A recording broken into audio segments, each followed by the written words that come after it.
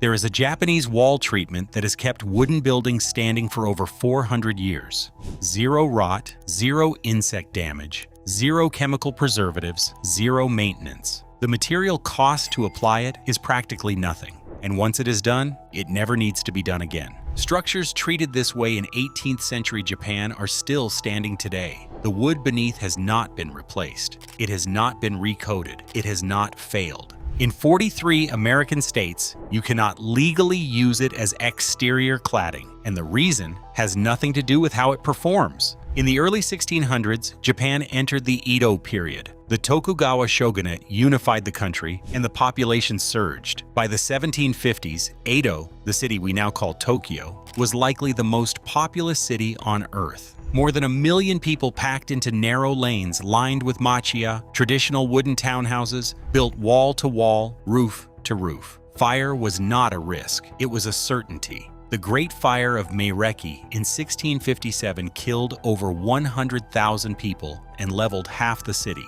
Rebuilding began immediately, and so did a problem. How do you protect a wooden city from burning down again when the only building material available is more wood? The answer came from the merchant class. Merchants sat at the bottom of the Edo social hierarchy. They could not build with stone or stucco. What they could do was burn. The technique is called yakisugi. In the West, it is known by the mistranslation shosugi-ban, a term born when a foreigner looked up each character in a dictionary independently and guessed the wrong pronunciation. In Japan, virtually no one recognizes the phrase shosugi-ban. The correct word is yakisugi. It means simply burnt cedar. The process begins with 3 boards of sugi, Cryptomeria japonica, the Japanese cedar that carpets the mountainsides of the archipelago. The boards are bound together with wire to form a long triangular chimney. Paper is stuffed into the bottom. A match is struck. The chimney effect pulls the flame upward. Inside the triangle, its temperatures climb past 250 degrees Celsius. In some burns, they exceed 400. The fire roars through the channel for 3 to 5 minutes, charring the inner face of each board to a depth of 3 to 4 millimeters. The surface blackens. The grain rises into a texture that looks like alligator skin, ridged and scaled. Then the triangle is opened and the fire is doused with water. What remains is a board that has been fundamentally changed. The charred surface is scraped with a wire brush to remove loose soot. A coat of natural oil, traditionally tung or linseed, is applied to seal the surface. The result is a plank of deep black wood with a carbon shell that resists nearly everything the natural world can throw at it. The merchants nailed these planks to their warehouses. The warehouses held rice, silk, and the goods that sustained their trade. The yakisugi protected those goods from rain, from insects, from fungal decay, and from the next fire. Over time, the technique spread to fences, homes, temple outbuildings, and farm structures across rural Japan. Prior to the 1970s, yakisugi had a reputation as a poor man's material. It was found on storehouses in industrial zones, on residences tucked out of sight. The rich had lacquer, plaster, and tile. The working class had fire. But the material outlasted them all. In the historically preserved district of Saga Toriyamato, near Kyoto, structures clad in weathered yakisugi have been maintained for nearly 400 years. The wood has silvered in places. It is not rotted. It has not been replaced. And in the fishing villages of Shodoshima Island, warehouses wrapped in charred cedar a century ago still stand with their original cladding intact, with no coating, no treatment, no intervention beyond the initial burn. The technique did not need to be rediscovered. It never disappeared. It just waited.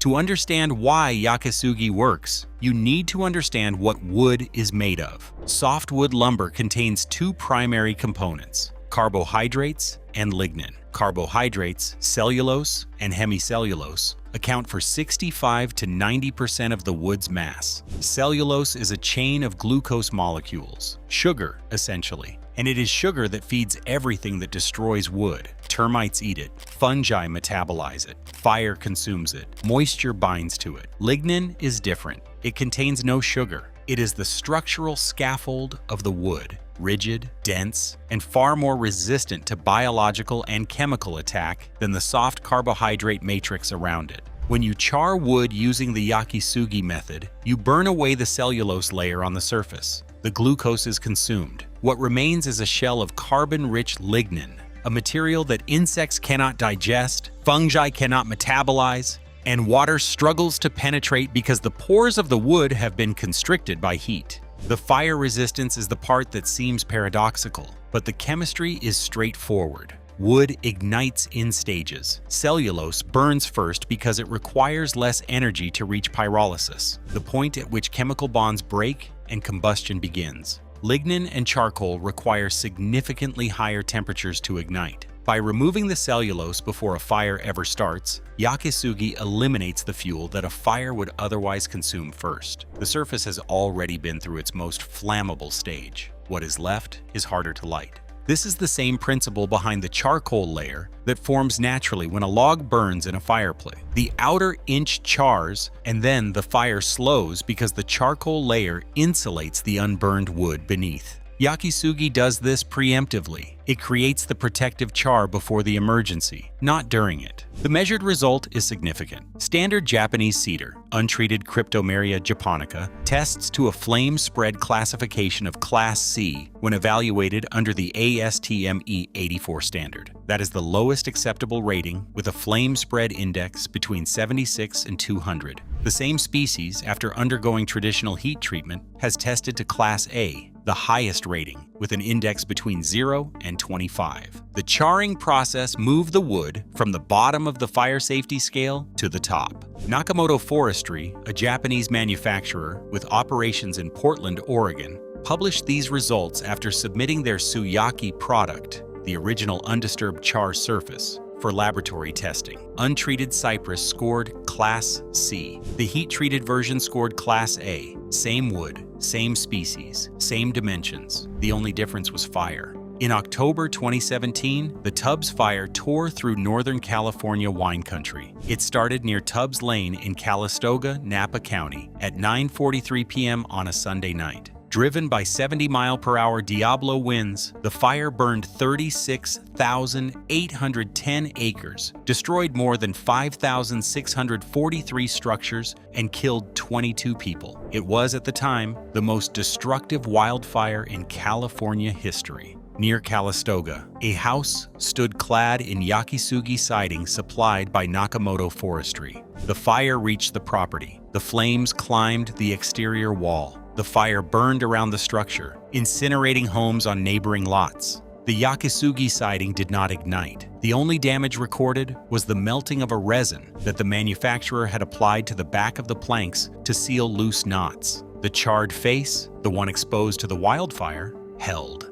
This was not a laboratory test. This was a real fire, one of the deadliest in California's history, and the material performed exactly as 400 years of Japanese observation had predicted. In Europe, independent testing has corroborated these findings. Swarthout, a Dutch manufacturer of yakisugi products, achieved Fire Class B certification under European standards, the second highest classification, meeting requirements for buildings up to 50 meters in height. Their product passed without chemical fire retardant impregnation. The charring alone was sufficient. It should be noted that not all studies agree. A 2021 paper by Laura Hasberg and colleagues at the U.S. Forest Products Laboratory, part of the U.S. Forest Service, tested multiple commercially available Shu-Sugi-ban products and found that the charring process did not systematically improve flammability or durability across all species and char levels. The variability in results was wide. Some products performed well. Others showed no measurable improvement over untreated wood.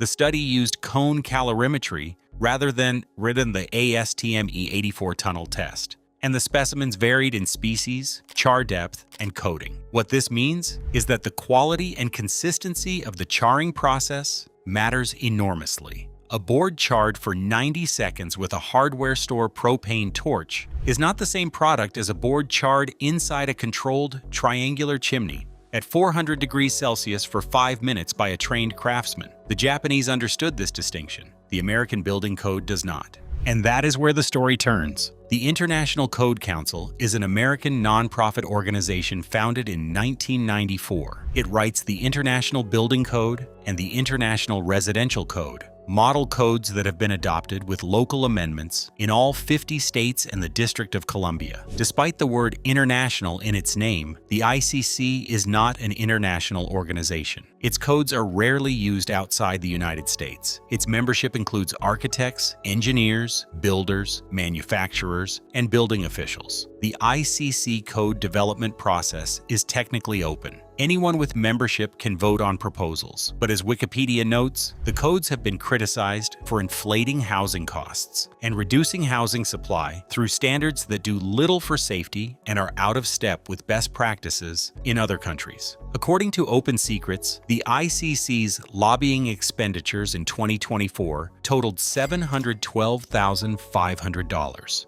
The ICC's list of supporting organizations includes the Building Component Manufacturer Conference, the Insurance Building Code Coalition, the National Apartment Association, and a constellation of trade groups whose members sell the materials the code requires. Here is how the code handles yakisugi.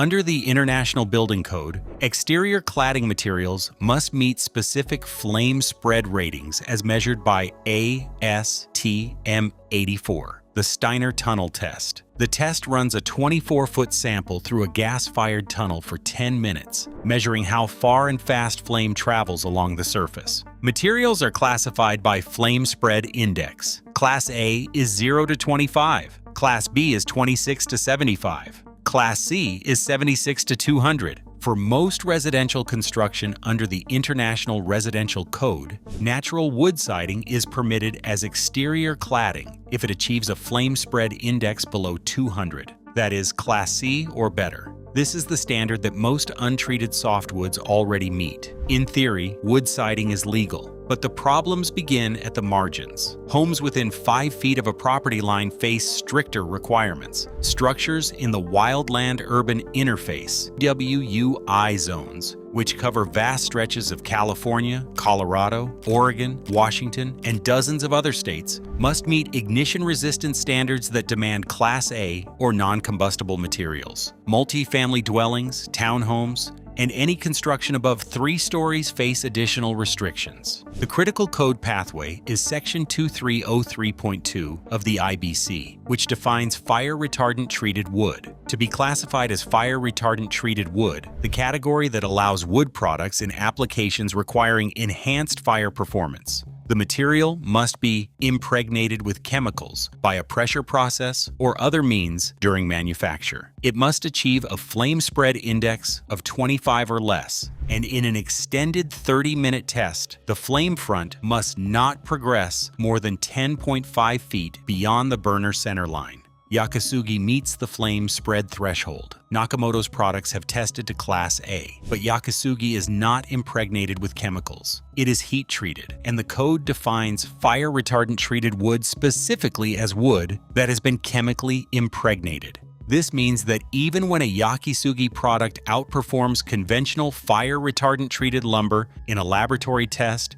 it does not qualify as fire retardant treated wood under the code. It cannot access the code pathways that fire retardant treated wood can access. It is classified, by default, as combustible cladding, the same category as a raw pine board. The alternative pathway is an evaluation report from ICC Evaluation Service, a subsidiary of the ICC. ICCES performs technical evaluations of building products and issues reports on code compliance. Obtaining an ICCES report requires testing, documentation, and fees. The manufacturer bears the cost. A small-scale producer or an individual homeowner doing their own charring has no practical route to code compliance. The result? You can buy a pre-charred, lab-tested, Class A-rated cedar plank from Nakamoto Forestry for roughly $11 to $25 per square foot installed.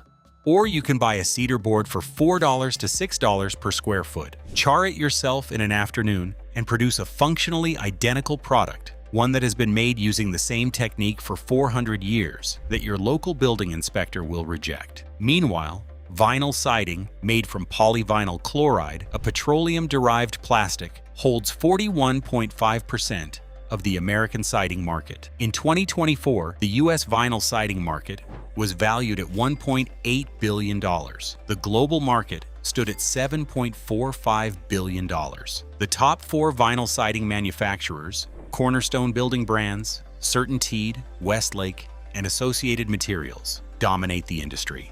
Vinyl siding lasts 20 to 40 years. Yakisugi lasts 80 to 100. Vinyl siding costs $3 to $7 per square foot installed. A homeowner who chars their own cedar pays less than that, and the result lasts twice as long, requires no chemical preservatives, and resists fire instead of melting in it. A wall that needs nothing is a problem for every company that sells something. In countries where the International Residential Code does not apply, yakisugi is simply a building material. In Japan, it never stopped being one. In the Netherlands, Zwarthout manufactures and distributes charred wood cladding that meets European fire classification standards without chemical treatment. In the United Kingdom, Shousugiban Limited supplies architects with products that are specified on high-end residential and commercial projects. In Germany, France, Poland, and Lithuania, manufacturers have opened in recent years to meet rising demand. Nakamoto Forestry Europe distributes the original Japanese product from a warehouse in Germany to customers across the continent. The architect Terunobu Fujimori, a professor and historian at the University of Tokyo, has been demonstrating the traditional yakisugi process at workshops and exhibitions around the world since the mid-2000s. He has held live charring demonstrations where 3 boards are bound, lit, and opened to reveal the finished surface in under 5 minutes. The audience watches a wall treatment materialize from raw lumber and a match. Yoshifumi Nakamura, another Japanese architect, has used yakisugi extensively in internationally recognized projects, pushing the material from utilitarian cladding into high design territory. In 2017, the New York Times Style magazine profiled the technique. Architects like Peter Zumthor, a Pritzker Prize laureate, the highest honor in architecture, have incorporated charred wood into their buildings. In the WUI zones of Northern California, where wildfire risk defines every construction decision, demand for yakisugi siding has surged since the Tubbs fire. Homeowners rebuilding in the Fountain Grove neighborhood of Santa Rosa, a community devastated by the 2017 fire, have specified charred cedar cladding for its combination of beauty and fire resistance. One family replaced a home that burned to the ground with a passive house design wrapped in Nakamoto Forestry yakisugi, installed as a vented rain screen behind stainless steel mesh to prevent ember intrusion. The wood that survived the fire is being used to rebuild after it. You run your hand along the wall. The surface is cool to the touch, smoother than you expected, with a texture that feels like the bark of a birch tree turned inside out. The ridges catch the light in shallow grooves, each one casting a thin line of shadow. The color is not simply black, it shifts. In direct sun, you see flashes of charcoal, brown, and silver where the grain has weathered. In shade, the surface absorbs light so completely, it looks like a gap in the wall, a doorway into nothing. You press your palm flat. The wood does not feel damp, it does not feel warm. It feels inert, the way stone feels, patient, unhurried, done with whatever chemical processes other materials are still undergoing. There is no smell of paint, no acrid off-gassing of resin or sealant. If you lean close and inhale, there is a faint mineral scent, something between campfire ash and wet granite, clean. The rain has left no mark. Water beads and rolls off the carbon surface the way it rolls off a waxed car hood, except this surface was not waxed. It was burned. The pores in the wood shrank under heat, and the carbon layer left behind is hydrophobic by nature. No coating is doing this work. The wood itself is doing it. You step back and look at the full wall. There are no seams, no joints betraying where one panel ends and another begins. The planks are tight. The alligator scale texture wraps around the corner and continues. The facade is a single dark plane, quiet and permanent, more like geology than carpentry. You think of the warehouse in Shotoshima, still standing after a century with its original cladding. You think of the house near Calistoga, the fire licking up its side, the vinyl on the neighbor's lot puddling into slag. This wall is $4 of cedar and a match. It will be here after you are gone. Why, after 400 years of proof, after laboratory data, after wildfire survival, after structures that have outlasted every synthetic siding product ever manufactured, Is this technique still treated as a code liability in the majority of American states? The average American homeowner spends between $8,000 and $15,000 to re-side a home with vinyl. That siding lasts 20 to 40 years before it fades, cracks, or warps. Over a 60-year ownership period, the house will need at least one full replacement. Total cost: $16,000 to $30,000. In a fire, vinyl melts, releasing hydrogen chloride gas. A yakisugi cladding job using DIY charred cedar costs $4,000 to $8,000 in materials for the same house. It lasts 80 years. It requires oiling every 10 to 15 years. A weekend task with a brush and a can of linseed oil. Total lifetime cost: under $10,000. In a fire, the surface does not ignite. The cellulose is already gone. There is nothing left to burn. The chemistry has not changed since the Edo period. The building science has been measured, published, and peer-reviewed. The performance data survived a real wildfire and came out the other side with a photograph for proof. What changed is who writes the definition of fire retardant. And that definition, which requires chemical impregnation, not thermal treatment, excludes the one material that uses fire itself as the retardant. The code does not ban yakisugi by name. It bans it by category. It defines the solution in terms that can only be met by the products of the companies whose trade organizations sit on the committees that draft the definitions. The wood has not changed. The fire has not changed. The only thing that changed is the paperwork. There is a material that insulates a wall to R60 using nothing but straw. It has been tested by federal laboratories. It meets every thermal and structural requirement on paper. It costs a fraction of fiberglass bats. It was excluded from the code not because it failed a test, but because no manufacturer submitted it for evaluation, because no manufacturer exists. That video is on your screen right now.